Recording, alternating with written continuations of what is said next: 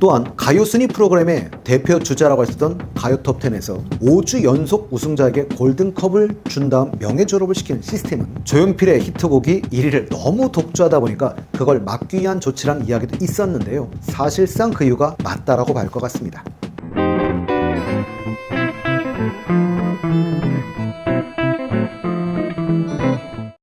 반갑습니다. 이병철입니다. 오늘은 우리나라 최고의 가수 조용필 씨에 대해서 한번 얘기를 해볼 건데요.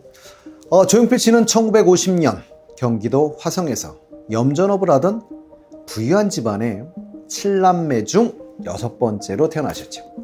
남진 씨와 비교하면 노래 풍이나 장르로 인해서 한참 어릴 것 같지만 남진 씨가 45년생이니까 몇 살 차이 안 납니다.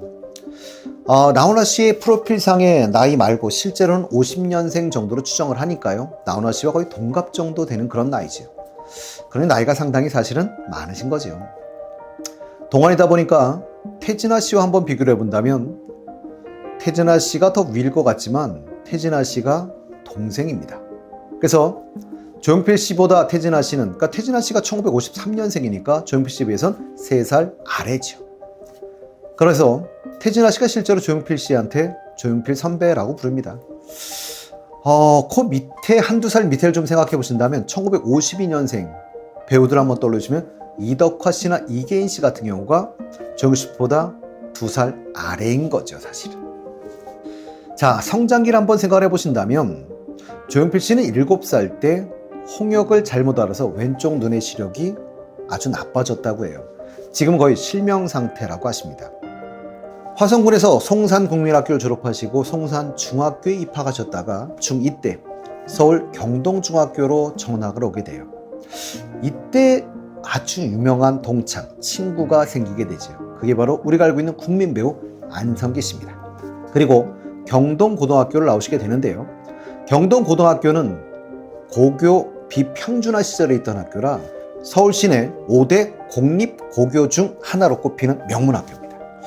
그때 5대 명문이라고 하면 경기고, 서울고, 경복고, 용산고, 경동고 이렇게 5대 공립학교인 것이죠. 그러니까 상당히 사실은 고등학교는 좋은 데를 나오신 거죠.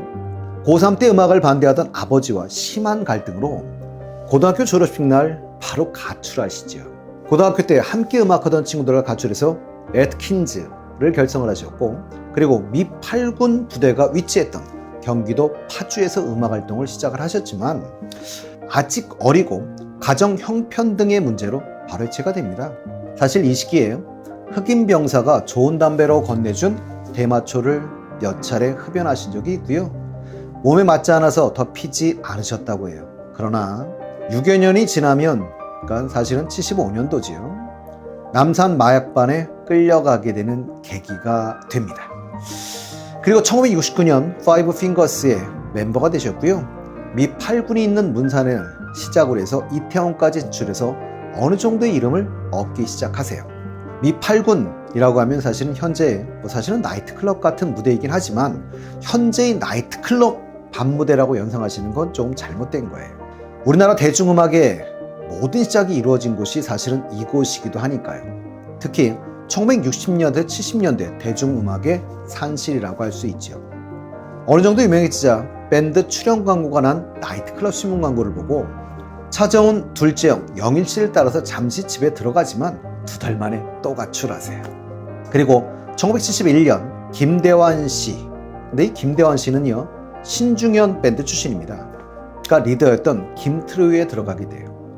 근데 김트리오 그럴 때 하나 조심하셔야 되는 게 우리에게 알려진 연안부대 김트리오와는 다른 팀입니다. 그 연안부대 김트리오는 1978년에 결성되는 팀이에요. 그래서 이 김트리오에는 김대환 씨를 리더로 해서 조용필 씨, 최희철 씨로 구성된 그런 팀이었는데요. 사실은 그 당시에는 최희철 씨도 상당히 유명한 분이었었죠. 물론 우리에게는 사랑과 평화의 리더로 알려진 그런 분인데요. 사랑과 평화는 1978년 최희철 씨를 리더로 만든 그룹이고, 그건 너란 노래 유명했던 이장희 씨가 프로듀서에서 만든 1집이 대박이 났던 그런 팀입니다. 대표곡은 다 아시죠? 한동안 뜸했었지. 물론 이장희 씨 곡입니다. 그러나 문제점은 그 당시에 이게 문제였었죠. 한 팀에 둘 다 기타를 치면서 둘 다 보컬 할 수 있는 스타급이 두 분이 한 팀에 있기가 사실은 쉬운 것이 아니었던 거죠. 그래서 최희철 씨와 조용필 씨 어떻게 보면 좀 대립이 있었고요. 결국 최희철 씨가 먼저 나가게 됩니다.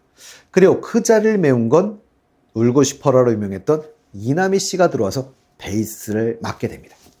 자, 그러는 과정에 1973년 방위병으로 소집돼서 복무하게 되는데요. 이때가 24살쯤 되죠.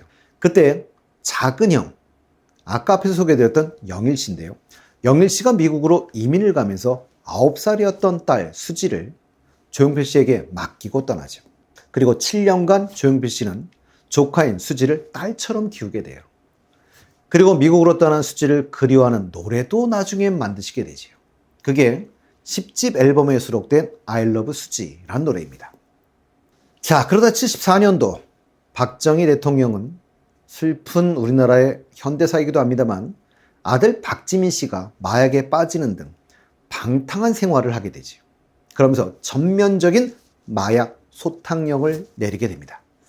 그리고 이걸 계기로 반체제적인 포크나 락을 부르는 그 당시 가수들을 탄압하는 도구로 사용하기도 하죠. 당시 신중현 씨 등 다수가 검거되는 계기이기도 합니다. 대마초 가수에 대한 단속 열풍은 75년까지 이어지게 되는데요. 결국 1975년도 조용필 씨도 남산의 마약반에 끌려가게 되죠. 당시에는 무명이었던 조용필 씨는 69년에 대마초 피운 적이 있다라는 사실을 결국은 인정하시게 되고요. 벌금, 물론 고문은 당하셨어요. 근데 벌금 10만 원을 선고받게 되고 풀려나게 되죠. 이걸 계기로 몇 년간의 고생길에 접어들게 됩니다. 1976년도 김트리오 시절 친구 황선우 씨에게 받았던 그리고 이남희 씨와 함께 불렀던 돌아와요 부산항이에요 라는 노래를 리메이크해서 발표하게 됩니다. 4분의 2박자를 4분의 4박자로 편곡해서 발표하는데요. 사실 우리가 음악에 잘 알지 못하면 이해가 쉽지는 않습니다만 가장 쉽게 이해한다면 템포가 빨라지는 겁니다. 그래서 좀 빨라지는 이런 템포의 노래를 발표하게 돼요. 그리고 이 노래가 서서히 반응이 오기 시작할 무렵에 조총련계 일본 동포들의 한국 방문이 허용되면서 사회적인 분위기를 타면서 데이트하게 됩니다. 그러나 사실은 우리가 가장 잘 아는 돌아와요 부산항이요는 1980년 1집 앨범 버전입니다. 이 노래는 1976년보다 더 빠른 템포로 편곡이 된 노래죠. 1977년 대마초 가수였다는 투서에 의해서 이런 스캔들에 휘말리게 되고 사회적인 비난이 쏟아지면서 장충체육관 공연을 끝으로 은퇴를 선언하시게 됩니다. 그리고 정부의 금지 가수 명단에 포함되게 되죠. 그리고 조용필 씨는 방황의 시간을 보내게 됩니다. 그러다 한오백년을 듣고 크게 감동받아서 조용필 씨는 목소리를 트이는 작업에 들어가게 되고 6개월에 걸친 노력 끝에 목소리가 트이게 돼요.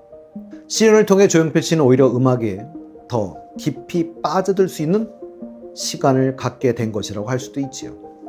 한오백년을 비롯한 우리 창에 빠져서 판소리를 접목한 창법을 개발하셨고요.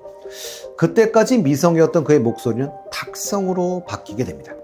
그리고 조용필 씨는 자신의 대마초 파동 이전 활동 및 음반에 대해서 습작 성향이 짙고 부족한 게 많아서 부끄럽다는 반응을 보였습니다.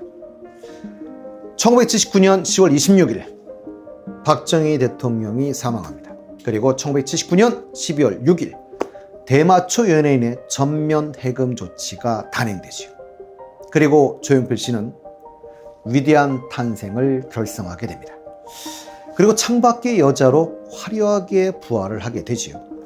이 위대한 탄생은 그 위상에 걸맞게 대한민국에서 전설급이라고 할 수 있는 세션들이 거쳐갔죠. 가왕과 함께하는 각 분야의 가왕급의 세션들이죠. 대표적인 분들을 몇 분 소개해드린다면 요즘은 우리에게 피아니스트로 더 유명하신, 그래서 방송에서 자주 나오는 김광민 씨, 조용필 씨의 친구여, 그대 발길 머무는 곳에, 남희 씨의 인디언 인형처럼, 소방차의 어젯밤 이야기, 김종찬 씨의 토요일은 밤이 좋아, 이런 노래를 작곡하신 이호준 씨, 봄, 여름, 가을, 겨울의 김종진, 전태관 씨, 사랑하기 때문에를 작곡한 유재하 씨 등이 있는데요. 천재라고 불리는 비운의 가수 유재하의 최고의 히트곡이자 명곡인 사랑하기 때문에는 조용필 씨 음반에 먼저 수록이 된 적이 있지요. MBC 10대 가수에서 가수왕을 가장 많이 차지한 분, 조용필 씨입니다. 조용필 씨가 6번을 차지했는데요. 이게 얼마나 놀라운 일이냐, 그걸 비교해보기 위해선 다른 분들하고만 비교하면 좋을 텐데요. 조용필 씨를 빼고 가장 많이 탄 분은 3회입니다. 그나마 그 3회를 타신 분이 남진 씨, 이미자 씨죠. 그러니 60년대는 이미자의 시대, 70년대는 남진의 시대, 80년대는 조용필 씨의 시대라고 보는 것이 맞을 것 같습니다. MBC 10대 가수상에서 최고 가수상을 탄 게 조용필 씨가 6번이 있는데요. 사실은 저는 오히려 뭐가 있냐면 그 조용필 씨를 이기고 상을 탄 분이 계세요. 82년도에 이용 씨가 잊혀진 궤도를 한번 타긴 했는데 오히려 조용필 씨보다 이렇게 한 번 딱 타신 분, 조용필 이기고, 이런 게 우리 기억엔 더 많이 남긴 하죠. 자, 이것도 1987년도 더 나은 음악을 하고자 TV 프로 대상 수상을 거부해서 발생한 결과입니다. 조용필 씨는 전성기 때 6년 동안 양대 지상파 방송국의 가수상을 거의 독점했어요. 결국 조용필 씨는 앞으로는 가수상을 더 이상 받지 않겠다, 수상 포기 선언을 하게 되고요. 물론 이건 다른 가수들을 배려한 것은 맞습니다. 동시에 싸워야 할 대상이 다른 가수가 아니라 오히려 자기 자신임을 선언한 것이기도 하죠. 알다시피 조용필 씨의 독주 체제에 제동을 걸 만한 가수가 그 당시로는 거의 없었죠. 지상파 방송에서 조용필 씨는 1980년부터 1986년까지 KBS와 MBC의 가수왕 자리를 계속 차지했으니까요. 물론 좀 전에 말씀드렸습니다만 예외를 굳이 꼽아본다면 MBC에선 82년도 이용 씨, KBS에선 1984년도 김수철 씨가 못다 핀 꽃 한 송이 란 노래를, 그리고 한 번 더 있겠네요. 1986년도 전영록 씨가 가수왕을 차지했던 것 빼고는 없어요. 또한 가요 순위 프로그램의 대표 주자라고 했었던 가요 톱10에서 5주 연속 우승자에게 골든컵을 준 다음 명예 졸업을 시키는 시스템은 조용필의 히트곡이 1위를 너무 독주하다 보니까 그걸 막기 위한 조치란 이야기도 있었는데요. 사실상 그 이유가 맞다라고 볼 것 같습니다. 가왕 조용필, 그의 노래와 사연, 그리고 인맥, 콘서트에 관한 얘기들은 다음 시간에 다시 이어가도록 하겠습니다.